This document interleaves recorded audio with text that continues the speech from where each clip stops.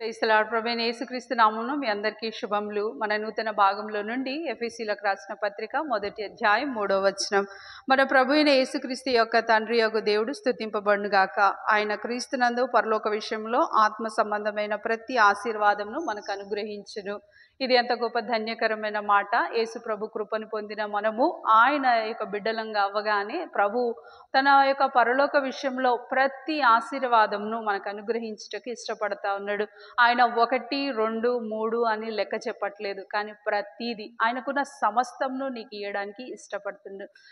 ఈ మాటను కొంచెం విశ్లేషించడానికి ఒక దైవజనుడు రాసిన పుస్తకం నేను చదివాను. ఆ పుస్తకంలో ఆయనకు సంబంధించిన పరలోక సంబంధమైన ప్రతి ఆశీర్వాదంను మనకి అనుగ్రహించడం అంటే ఎలా ఉంటుంది అంటే, ఒకరు ఒక నిత్య అవసరత కొరకు సూపర్ మార్కెట్ వెళ్ళారనుకోండి, దాని చుట్టూ తిరిగి చూస్తే ఎంతో ఆకర్షితులుగా ఉంటాయి, ప్రతిదీ కొనుగోలు చేయబుద్ధి అవుతుంది.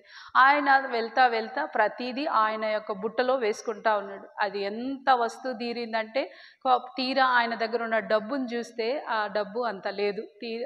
బిల్ కౌంటర్ దగ్గరికి వెళ్ళి ఈ బిల్లు పేమెంట్ చేసేటప్పుడు ఇవన్నీ వద్దులేండి, ఇది ఒక చిన్న వస్తువు మాత్రమే నాకు కావాలి అంటే, బిల్ కౌంటర్ అతను, ఆ ఓనర్ అంటాడు కదా, అయ్యా దీని కొరకు అన్నిటి కొరకు నీకు డబ్బులు చెల్లించబడ్డాయి, నువ్వేమి అవసరం లేదు అని అనగానే ఎంత సంతోషం వస్తుంది కదా. మన జీవితంలో కూడా మనం ఒక చిన్న కొనుగోలు చేయడానికి వెళ్ళిన మనము మన దగ్గర ఉన్న మన స్తోమతను బట్టి ఏదో కొంచెమే కొనుగోలు చేసుకోవాలనుకుంటున్నాం, కానీ అక్కడ అనుకోకుండా ఎంత గొప్ప ఆశ్చర్యం, ప్రతిదీ ఇవ్వబడుతుంది, ప్రతిదీ బిల్ పేమెంట్ చేయబడింది అంటే ఎంత గొప్ప ఆశ్చర్యం.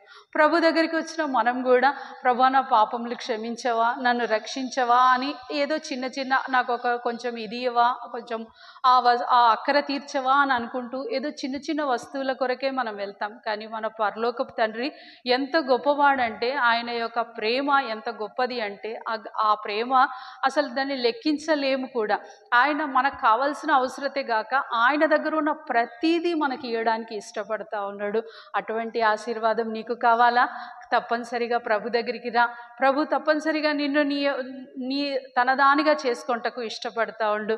రండి ప్రార్థన చేసుకుందాం. ఈమెన తండ్రి యేసు ప్రభు ఘనమైన నామంలో మేము మా యొక్క ఆలోచన చాలా చిన్నది ప్రభు. చిన్న చిన్న వాటి కొరకే మేము ప్రయాసపడి చిన్న చిన్న వాటికే మా ముఖం చిన్నబుచ్చుకొని ఉంటున్నాం. కానీ దేవా, నువ్వైతే ఎంత గొప్ప నీ గ్రాహ్య శక్యం కానీ నీ ప్రేమతో, మితిలేని నీ ప్రేమతో నీకు సంబంధించిన పరలోక సంబంధించిన ప్రతి ఆశీర్వాదం మాకు ఇచ్చటకి ఇష్టపడ్డావు. అందుని బట్టి మీకు వందనాలు చెల్లించుకుంటూ యేసుక్రీస్తు పరిశుద్ధమైన నామంలో ప్రార్థిస్తున్నాం తండ్రి.